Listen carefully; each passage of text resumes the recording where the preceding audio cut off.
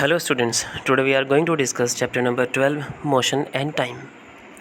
If someone asks you your height, then what do you reply? 4 feet, 5 feet and so on.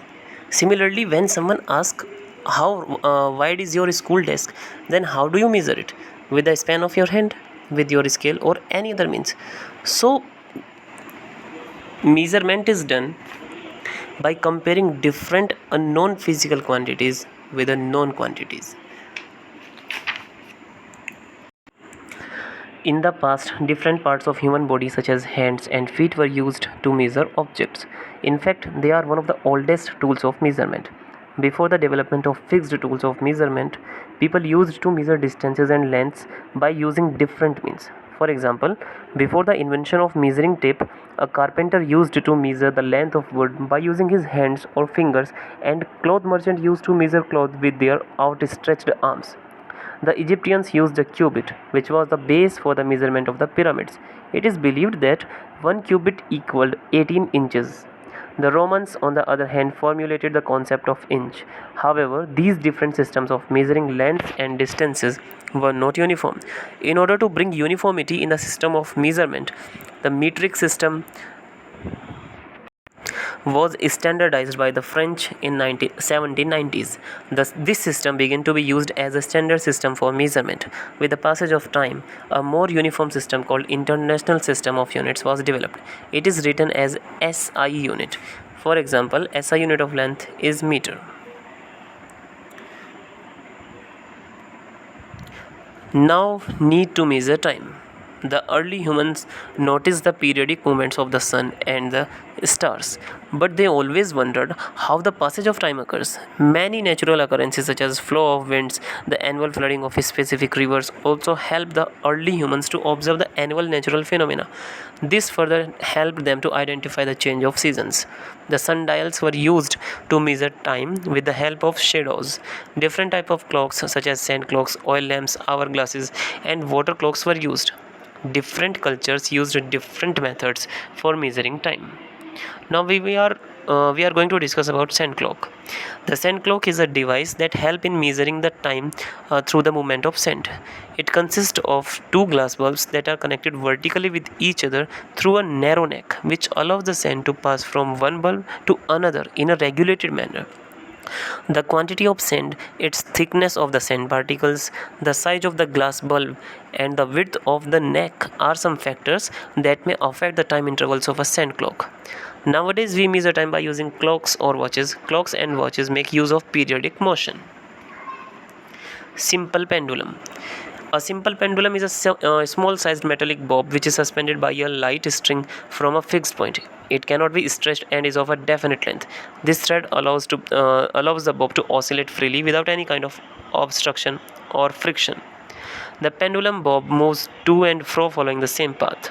This to and fro motion of the pendulum is called the oscillatory motion. Time period. The time taken for one complete oscillation is the time period of the pendulum. The maximum displacement of a pendulum, which is actually the displacement between the mean position and the extreme position of a pendulum, is known as its amplitude. The number of oscillations made by the pendulum in 1 second is called the frequency of oscillation. Hertz is the SI unit of frequency. Now the next topic is motion.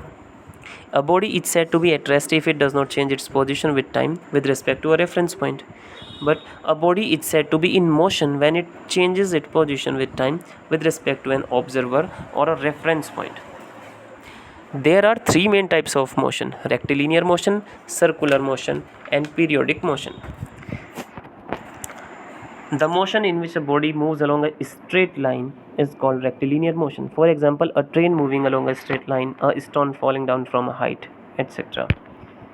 The motion of a body in which the body moves along a circular path is called circular motion. For example, rotating blades of a fan. Periodic motion is the motion which keeps on repeating itself at regular intervals. For example, a moving pendulum and a moving swing are some example of periodic motion. Now our next topic is speed. Speed helps in determining how fast or how slow an object is moving. The distance covered by an object in a particular unit of time is called its speed. As per international standards, speed is measured in meter per second. There are mainly two kinds of speeds or motions. In a uniform motion or speed, an object covers equal distances at equal interval of time. However, in a non-uniform motion or speed, an object covers unequal distances at equal interval or equal distances at unequal intervals of time.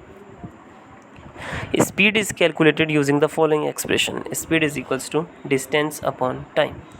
Thus, we can define speed of a moving object as the total distance covered by it divided by the total time taken.